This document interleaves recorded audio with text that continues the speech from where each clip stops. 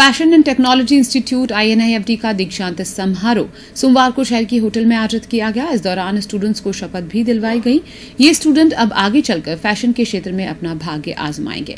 साथ ही इनके उज्जवल भविष्य की कामना भी की गई। This convocation represents changing moments in the life of our graduates, marking another milestone for this institute. This day belongs to you, but it also belongs to your parents and guardians who came from far away to be part of this event today. I congratulate all of you and with you an eventful and memorable journey ahead of you. Endeavor to be fair, honest and diligent in the discharge of my duties as a professional.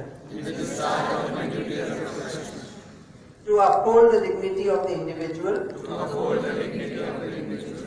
and the integrity of the profession.